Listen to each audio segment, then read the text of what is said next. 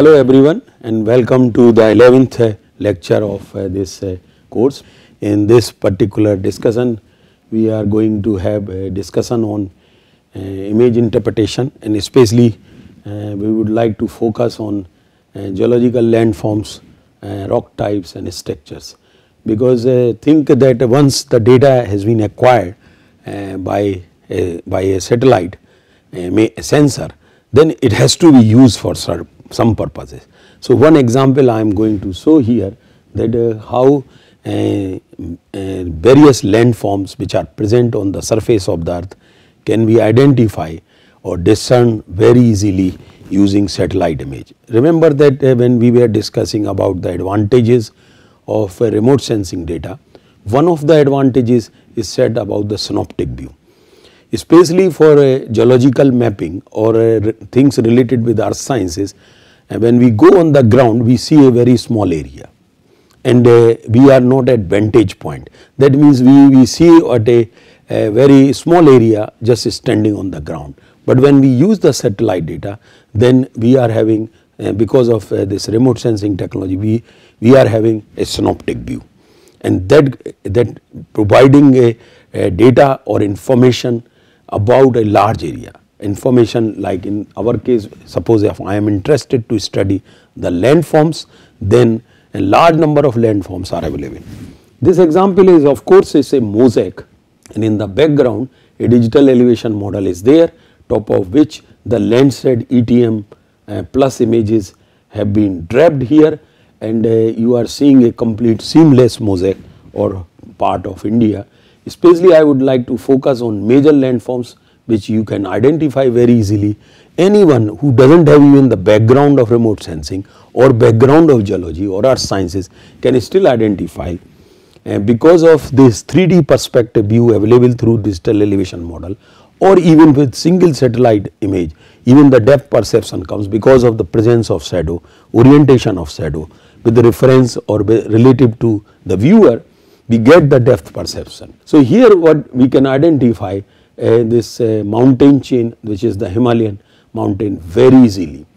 And if we are having some information, some further knowledge, we can say that these are the highest part of Himalayan mountain system which are snow and ice covered. So, we are having snow as well as glaciers part. Above that, then this is the Tibetan plateau is there, and on that we see lot of lakes, including our Mansarovar lake as well. When we come just south of this Himalaya, we can identify other large landforms like for example the river systems, the Ganges river is there, the Yamuna river is there, the Brahmaputra river, which basically originate from Tibet. It is called Sangpo in Tibet, and it enters India here in through this Assam state largely, and then it goes into the Bay of Bengal. And even because a digital elevation model is in the background, so even you are seeing some information about the landforms which are present in the sea itself, especially this north 90-degree ridge as well.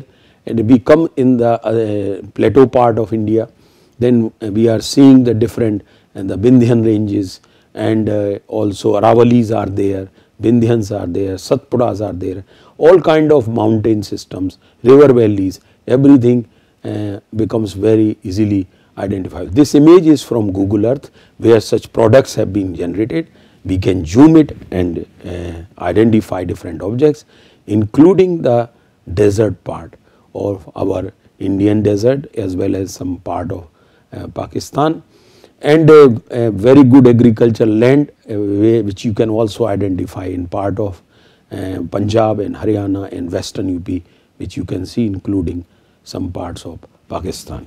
On the eastern side, what we see different geological structures, we will see the zoom part of it, and how this the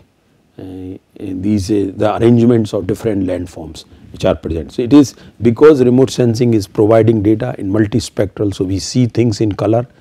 Remote sensing is also providing data so that we can create digital elevation models. So, we can get the depth perception, and also remote sensing is providing data to a large area. After doing the image processing and making mosaics, we can see large number of various types of landforms identify very easily, and that thing. So, like mountains, plains, we can identify valleys, river valleys, we can identify lakes, we can identify desert, we can identify glaciers. I have already mentioned in this part we can identify, and so on. This is not exhaustive list. This identification of things keeps going. The only problem with the remote sensing of the earth is that because earth is having atmosphere, sometimes you are having clouds, and because of this overcast we do not get a high quality satellite image. If we compare these satellite images of say Mars, where we do not have much atmosphere, very thin atmosphere, and therefore satellite images are very clear, you can identify each and every type, almost every type of landform on surface of Mars, like using images of Mangalyaan.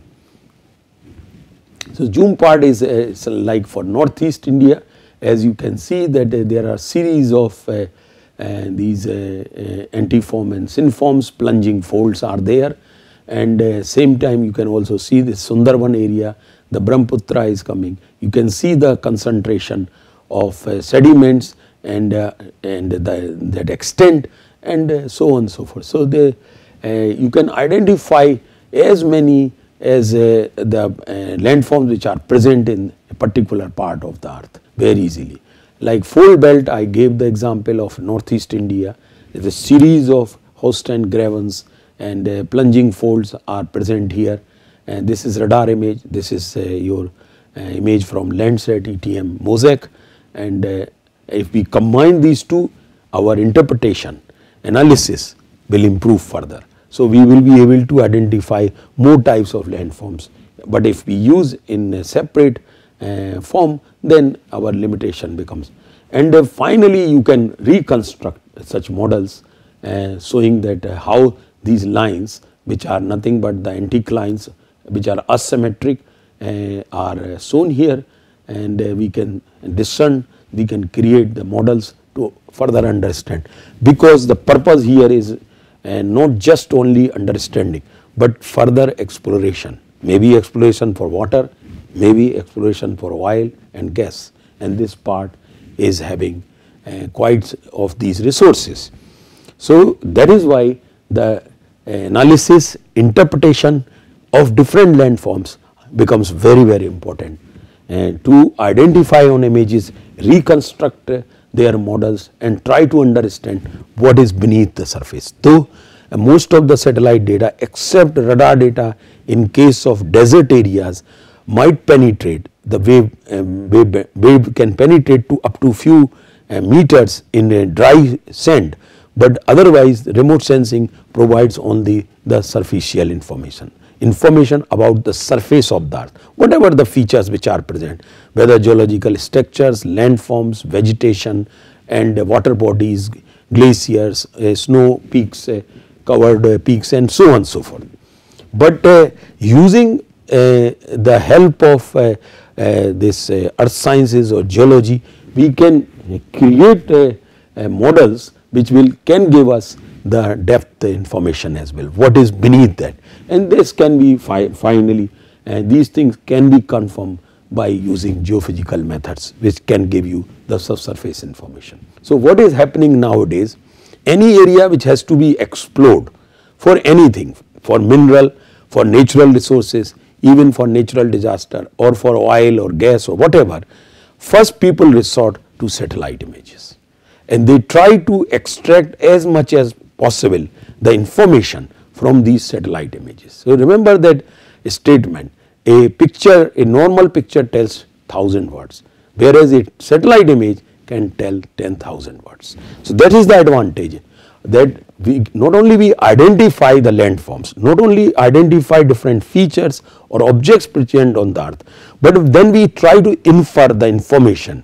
We look that how this information, how this landform has formed, what would be the condition in subsurface, and if I am looking for water, groundwater, then where I can find the groundwater. And if I looking for a oil which is in a very special circumstances, I can find in spatial geological arrangement, then still I can infer that one. So nowadays for all kinds of surveys or investigations which involves the land surface of the earth, first people resort to satellite images, including in natural disaster conditions. So such examples are, I am showing here, that how symmetric, asymmetric, anticlines, antiforms can be identified and then infer, and then when we can estimate how things are in the depth. So if synclines are looking, synforms are looking, they are being seen through the satellite, something like this series of lines, but they are basically part of a synform. Whether it is symmetrical or asymmetrical, we can still see this, we can get that information very easily through satellite images, and then we can reconstruct such models.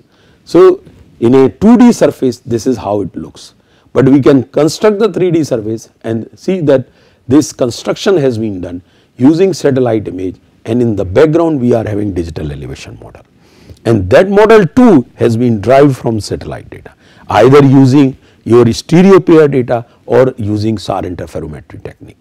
So there are several digital elevation models which have been derived from satellite based remote sensing, either stereo or SAR interferometry, are available free of cost for all parts of the world. So we can infer, we can make our understanding about different landforms, different features which are present on the earth, including in the background our digital elevation model as shown in this example. So on surface you see features something like this, in the satellite image you see features something like this.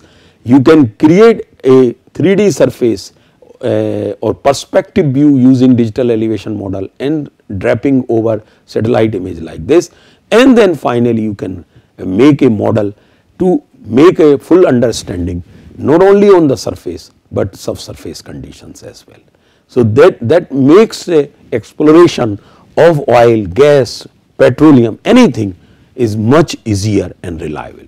So we started with simply surface information, then got involved with digital elevation model, and then some understanding about the geology of the area, and then finally reconstruction of a model.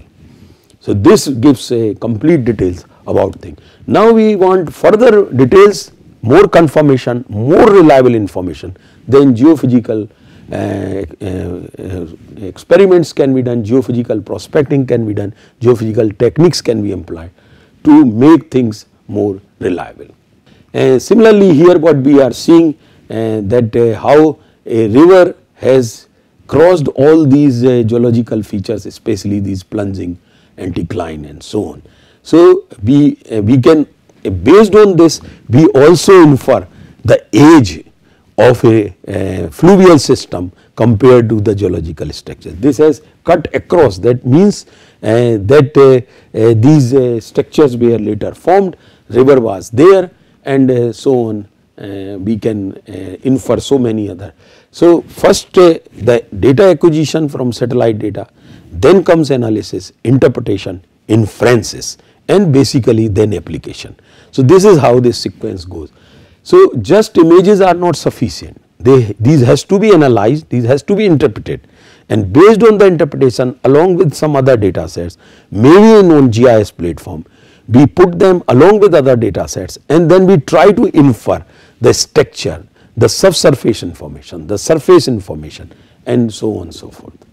So this is how the geological landforms can be identified. Again examples of a part of Pakistan, because we have less vegetation and therefore all these geological landforms are very clearly visible. Gas reservoirs are distributed in antiforms or anticlines. A giant gas field was discovered in this northern part of the structure here, in this part of the structure.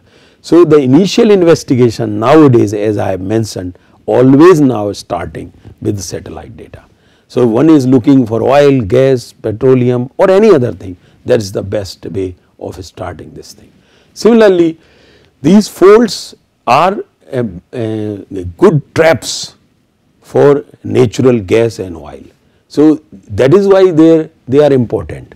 So these landforms, geological landforms which we are seeing, their interpretation and their understanding about subsurface conditions can give some clues about availability of such natural resources.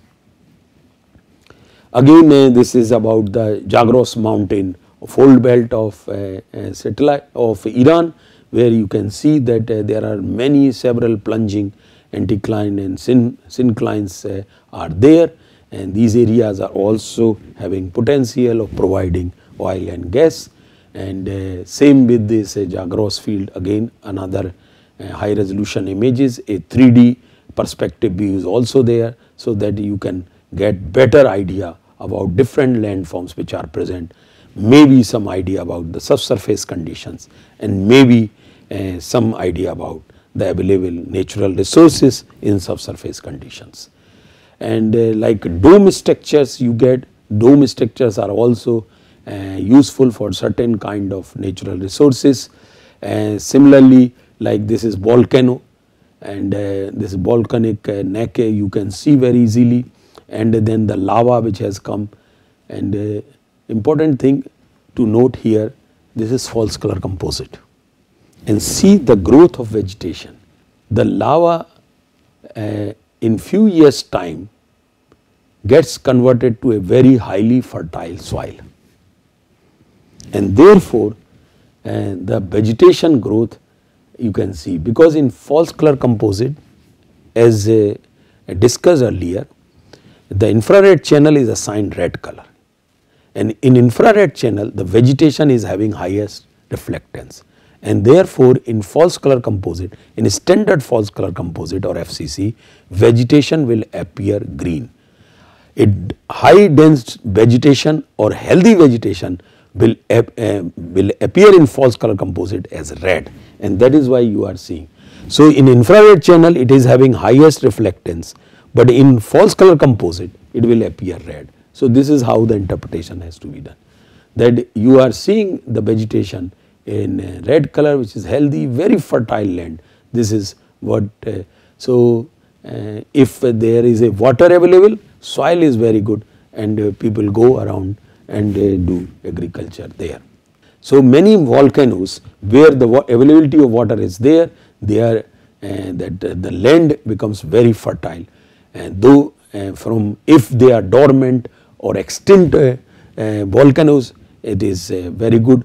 And one of the example of from India is the Deccan Trap. It's a large basaltic terrain which covers a large part of Maharashtra and Madhya Pradesh.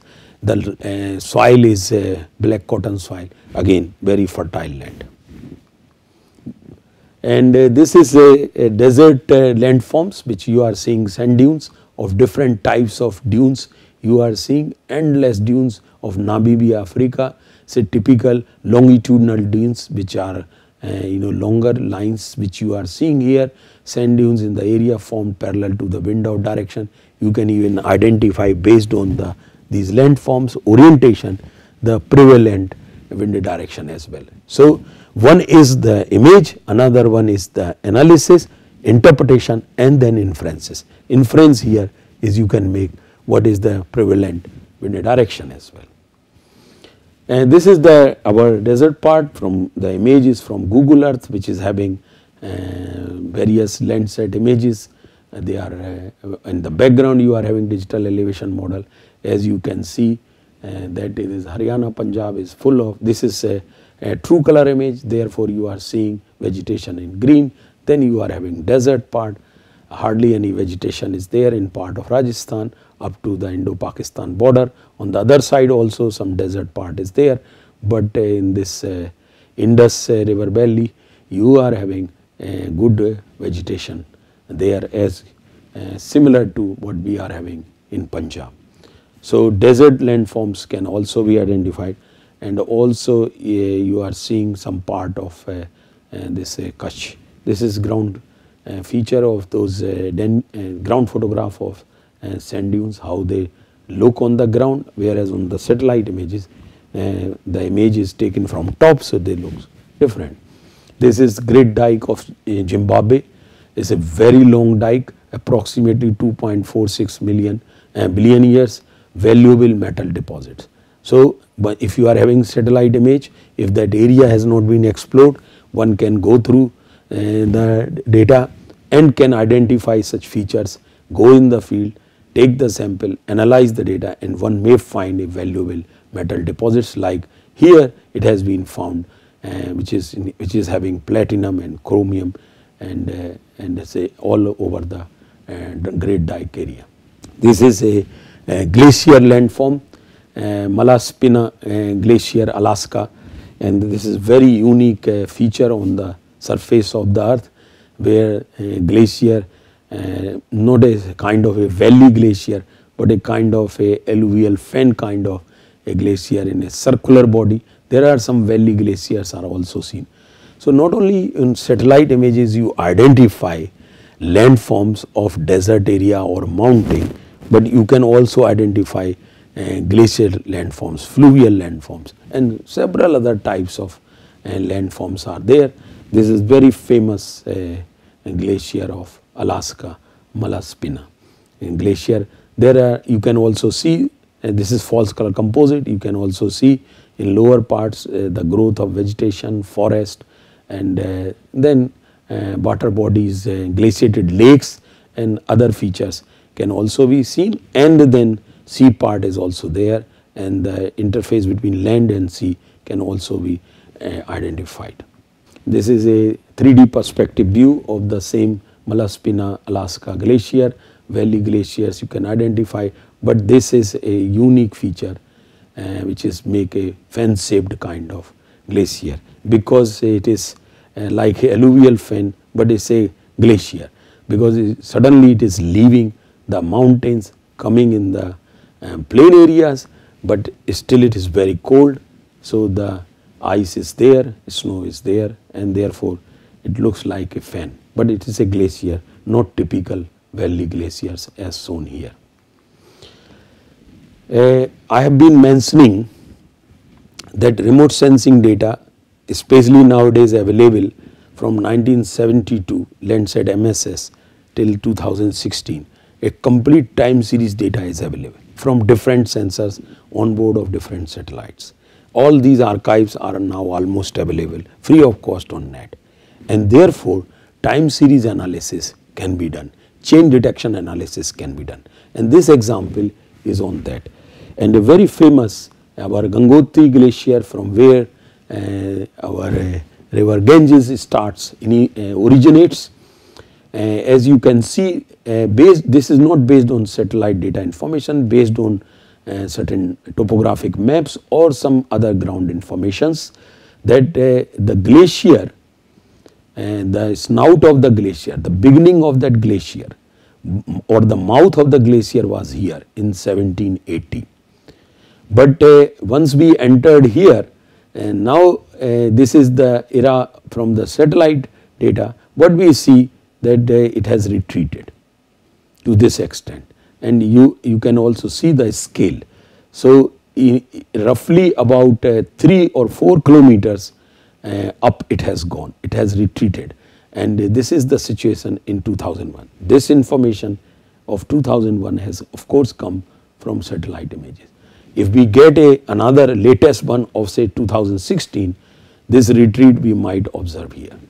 So, if we get the successive images, a time series data, first of all what we can see that how a landform is changing, maybe a glaciated landform, maybe a desert landform, does not matter, or fluvial landform. So, one thing, how things have changed, this thing can be done through the time series or chain detection analysis.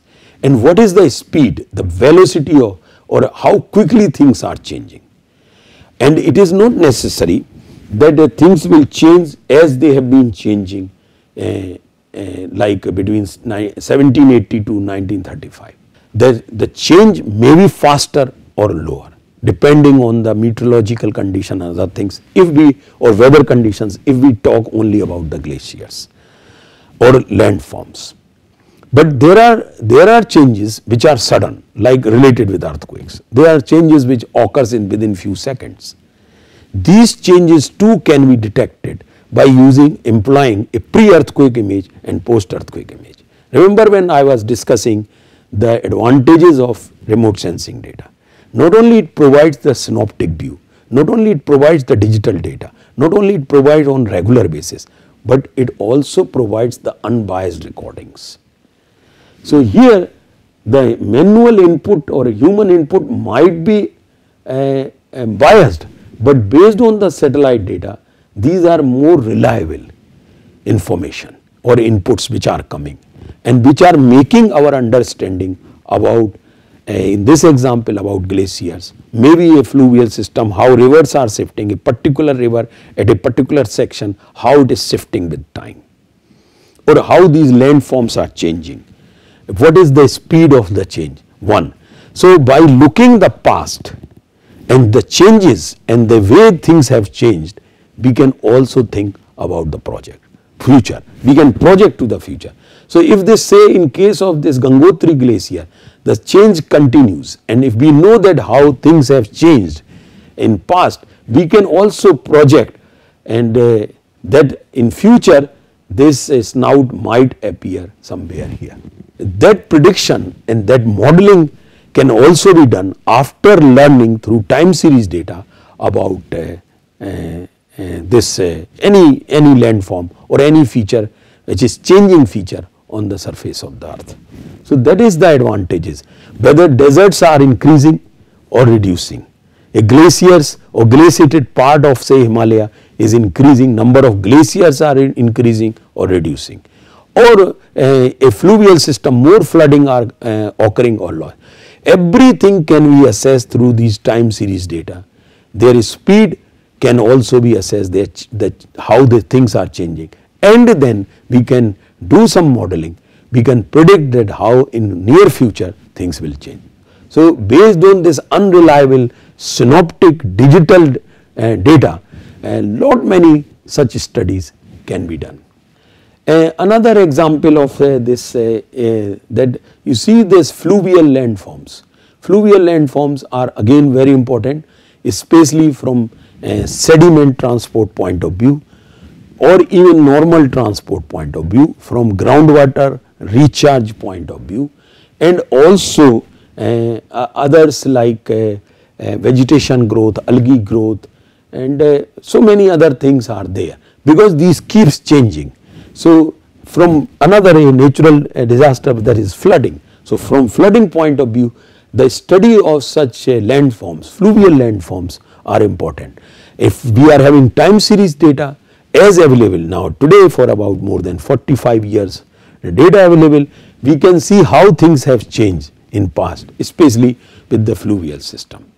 Similarly, I am giving now example about our own Indian system. This is the Ganges, this is the Yamuna, and this is the Allahabad, where these are, this is in Sangam, and see that these paleo channels, they are remnants of extinct courses of rivers Yamuna and Ganges. So that means what they are telling, that few years back the your Yamuna was flowing somewhere here, few years back Ganga was flowing here. It is shifting, how much it will shift in future, or whether it will come back. This can be analyzed, it is being analyzed, implying time series remote sensing data, not only for Ganga, Yamuna, Brahmaputra, almost all rivers which are having migrating characteristics and they are changing fluvial landforms can be studied. And even if we are having much older data, we can tell that in which year the river Yamuna was flowing in this part. And these are all having different names, paleo channels, oxbow lakes. So these are the paleo channels of Yamuna. This is oxbow lake, which is still having water. After some time it may become dry, and so on and so forth. So these fluvial systems in lower reaches keep changing. Their study is very important, so that we can assess the flood potential in these areas. This is the Brahmaputra, this is the braided channel of Brahmaputra, and several other streams or rivers are also meeting in the Brahmaputra, and Brahmaputra almost every year is bringing flood, high sediments is because of high erosion in Himalaya, and the high concentration of sediments are coming, and the channels are braided, and there is no single channel, and it is in a wide valley, creates havoc almost every year due to flooding. Paleo channels are there. How people have studied that how Brahmaputra has moved from one place to another, and even can predict how in future things will move in a fluvial system. So that is the advantage of having remote sensing data. If you go there, stand on one point, you do not see that such a synoptic view of Brahmaputra, then your thinking will be very narrow in that sense. Another very good fluvial feature which is also called the sorrow of Bihar, which is a Kosi river. If you would be surprised to know that about 250 years ago this Kosi river was flowing here in this part, that means on the eastern side, and in these 250 years later now it is flowing here. So this has made a world largest alluvial fan.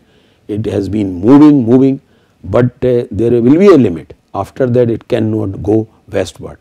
So one day it will start coming back again, and every year, almost every year, it is bringing flood, and that is creating lot of problems in part of Bihar. And another thing we have studied that using satellite data we can study that how it has migrated, what was the speed, and whether it has started coming back, and these courses are changing or not. All these things can be studied through satellite images. So that is the advantage of having remote sensing. Especially I focused on geological landforms features which we see very quickly on satellite images, especially like in products of like Google Earth and other, and then we can start interpreting those features, and then of course we can make some inferences. If we are having old data or archive or time series data, then we can see how things have changed in past, and also we can predict about future. We can model the things that how things will change in future. So thank you very much.